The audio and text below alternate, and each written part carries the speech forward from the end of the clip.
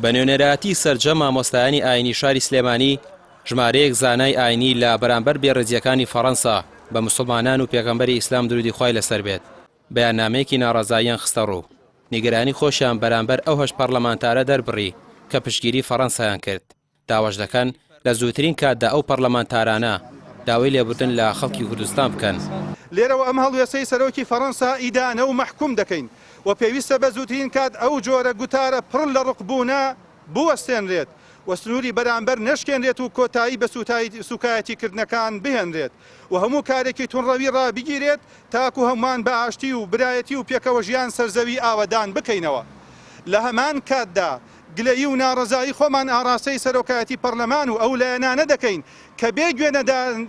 کە بێ گوێدانە هەست و سۆزی ئەم میلەتە پشتیوانی سەرۆک ماکرۆنیان کردووە بەڕەهایی لەم حاڵەتەی ئێستادا. و ئەم هەڵوێستەش ئیدانە و مەحکوم دەکەین کە کارێکی ناشەرعی و نایاساییان ئەنجام داوە و پێویستە داوای لێبوردون بکەن لە خەڵکی بەشەرەف و مسلمانی کوردستان. زانایانی ئاینی دەڵێن ئەوانەی پشتیوانی فەڕەنسایان کرد لە بەرامبەر سوکاتیکردن بە پێغەمبەر درودی خوای لەسەر بێت خەڵکی کوردستان بە نوێنەری خۆیان یان نازانن لە هەمان کاتدا نیگەرانی خۆشیان بەرامبەر با یەکێتی زانایان و ئەوقاف دەربڕی کە بێدەنگن لە ئاست ئەو سوکاتیانەی بەرامبەر پێغەمبەر درودی خوای لەسەر بێت دەکرێت و هیچ هەڵوێستێکیان تاوەکو ئێستا نییە لە کاتێکدا دەبوو دژاتی بکەن و وەکو ئەم 25 پەرلەمانتارەی ناڕەزایەتی گەلی کوردیان گەیاندە فەڕەنسا داوایان لێ ئەەکەین کە بەڕاستی داوای لێبوردن لە گەلی کوردستان بکەن لە دەنگدەرەکانیان بکەن چکە دەنگدەر بۆ ئەو پێی ناوە کە بڕوا شەرعیەت بە سوکایەتیکردن بە پێغەمبەری خوا بدا. ئێمە وەکو موسڵمان ناشمانەوێ خەڵک بە ناوی ئێمەوە پشتیوانی لە کەسێک کە دژی پێغەمبەری خوا صلی الله علیه و سلم بۆیە ئێمە وەکو مامۆستایانی سلێمانی ئەو هەڵوێستەمان گرت کە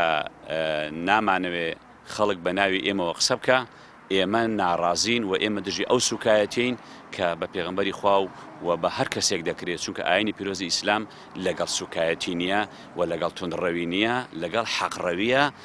بۆیە بەڕاستی ئەوەی کە لە فەڕەنسا ئەنجام دراوە ئەوە دژی ئاینی ملیار و نیوێک کەسە و هەروەها فەڕەنساش هیچ هەڵوێستی چاشی بۆ میلەتی کورد نەبووە بەڵکو ئەوانن لەگەڵ بەریتانیا کوردیان کردو بە 4 پارچە و تا هەتایە نەحەسێتەوە و لێرە ئێران لێ کردوی بە جەهەنەم. تا دێت بازنەی ناڕەزایەتیەکان دژی ئەو بێڕێزەی بە سەروەری مرۆڤایەتی دەکرێت لە سەرتاسەری جیهان فراوانتر دەبێت بەتایبەت لە هەرێمی کوردستان لە هەمان کادا داوا دەکرێت ئەوانەی پشتگیری فەڕەنسایان کرد داوای لێبوردن لە دەنگدەران و خەڵکی کوردستان بکەن. ڕامێر عوسمان، کەناڵی پەیام، سلێمانی.